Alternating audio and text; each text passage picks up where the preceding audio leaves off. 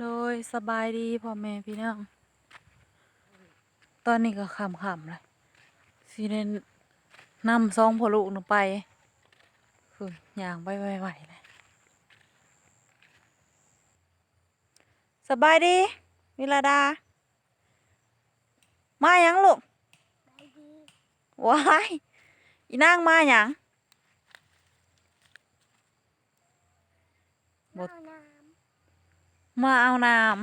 ำมาไปเห็นหยังน้ำ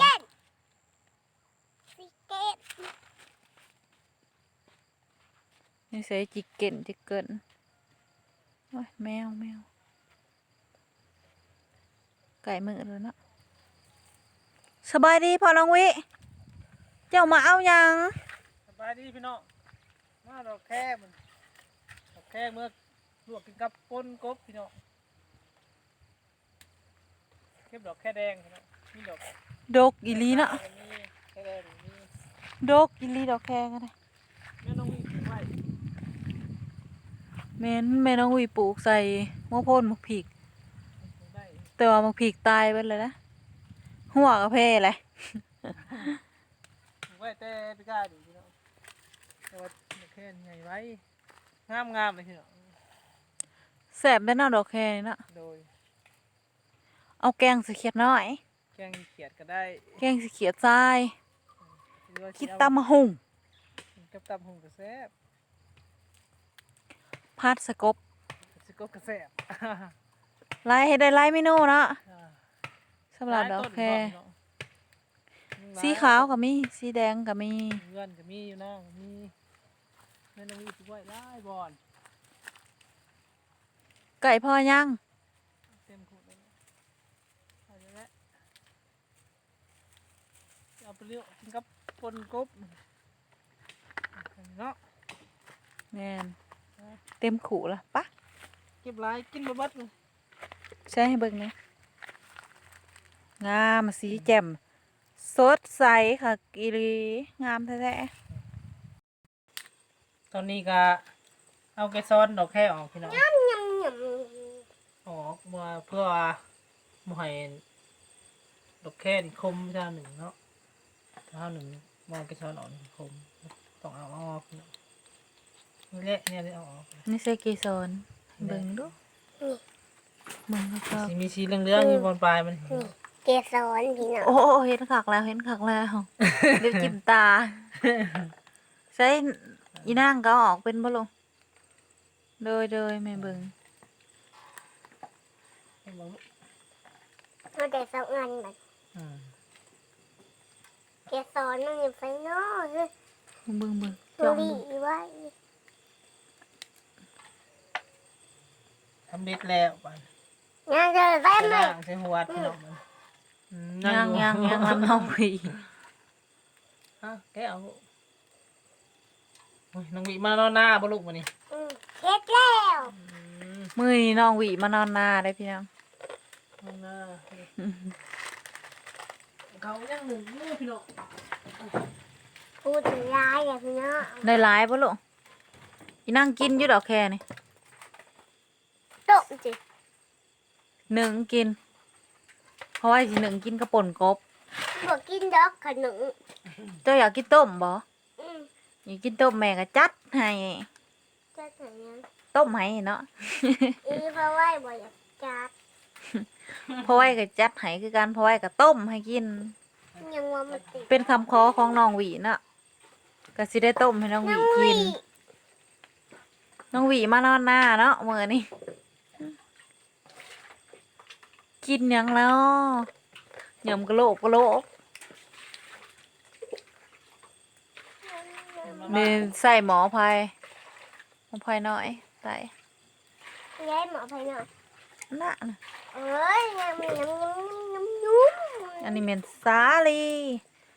ไทยแมว แมวของน้องหวีระดา ลงละ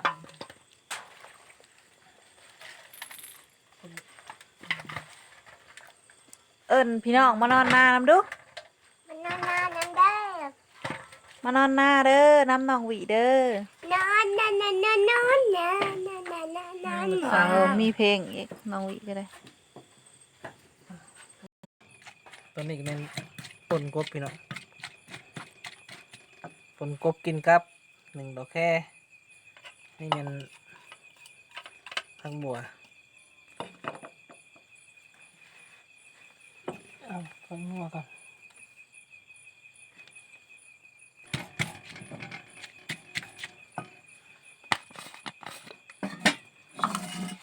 ใส่แป้งนัวลงไปประมาณนี้นะพี่น้อง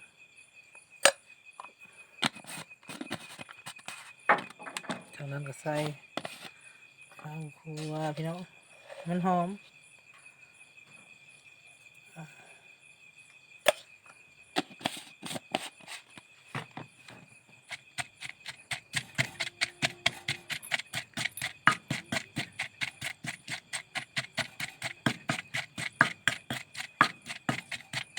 นะตามมาด้วยน้ำต้มพี่น้องน้ำที่ต้มกบ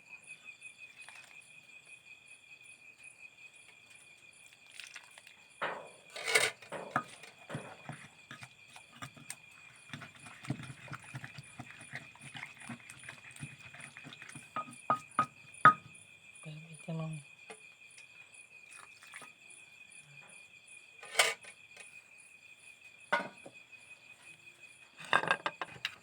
เดี๋ยวจะเบิ่งมือเขาคนนี้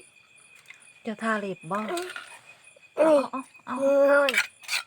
ทาเล็บงามแล้วงามแล้วงามแล้ว นี่มือเขา บางพี่น้องบ่เห็นปนกบหรอก เรียบร้อย มือ มาเบิ่งผ้าขาวพี่น้องมากินข้าวกันเด้อพี่น้องแล้วมันปนกบกินกับดอกแค่พี่น้องดอกแค่เหลือง มีดอกแค่หนึ่งปิ้งปลาปนกบ หมักแตง แตงอันนี้ต้มดอกแวเลยดอกก็อภัยต้มดอกแค่ตามคำขอของน้องหวีอันนี้แม่นต้มมาม่าน้องหวีคิดต้มมาม่า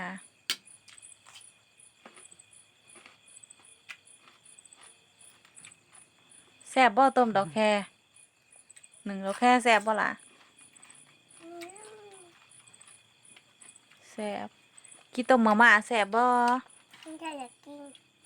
กินมึงดู กินให้พี่น้องมึงดูอืม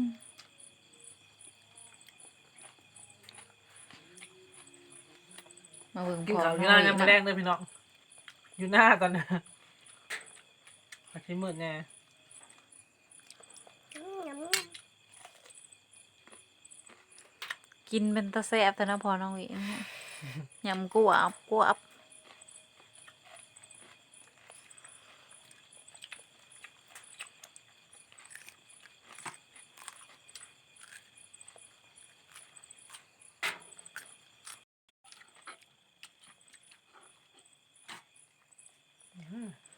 แซ่บพี่น้องเอ้ยกินปนก็ข้าวใหม่ทางร้านซีใหม่ใหม่มันหอน เขาวหนึ่งฮ้อน กับป ๆมานอนหน้าน้ำพอน้องวีเด้อน้ำน้องวีระดาน้องวีระดาออกมานอนหน้าได้มือนี่โอ้น้องวีระดากินแตง มันบ่กินกาบมัน เพิ่นกินต้มมาม่าแล้วน้องวีระดา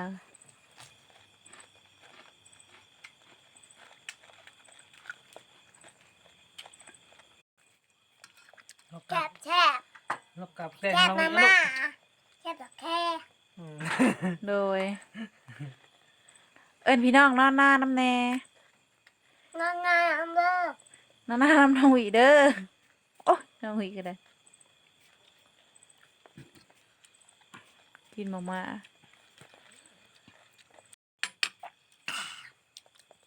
เอาสดมาม่าคำใหญ่ๆให้เบิ่งหน่อย จดบ่ได้ ฮ้อนบ่ น้อยหอด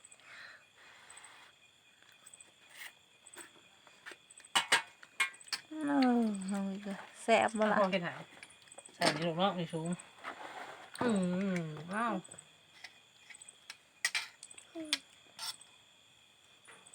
อวยมาหาพอน้องวี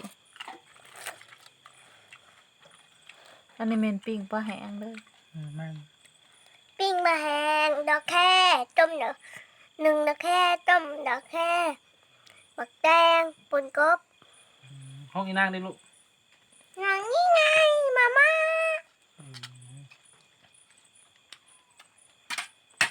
ให้ต้มมากินลูกมาม่า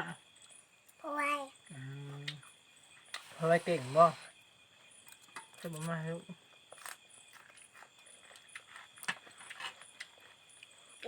อีเพราะว่าต้มมาม่าซุปมาเดียวเลย น้องกินพี่น้องเอ้ยเป็นน้อง บ่แม่นเก่งเกินบ่ลูกสุกบาทเดียว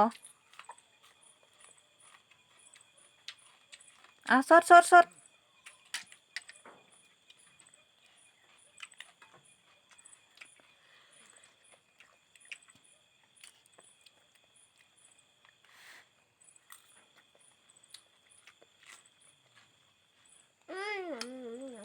น้องวิรดาเรากินมาม่าหมักอยู่ลูกมาม่า คือบอก หมักแล้วเนาะต้มตลอดเนาะมาหอดตอนนี้ก็เบิดแกงพอดี ตอนนี้ก็อิ่มแล้วเนาะพี่น้อง น้องวีรดาก็อิ่มล่ะเขานอนแล้วได้อพี่น้องแล้วเขานอนแล้วน้องวีรดา วันนี้ก็สิได้ขอลาพี่น้องไปก่อนเนาะจบคลิปก็เพียงเท่านี้เนาะฝากกดแชร์กดไลค์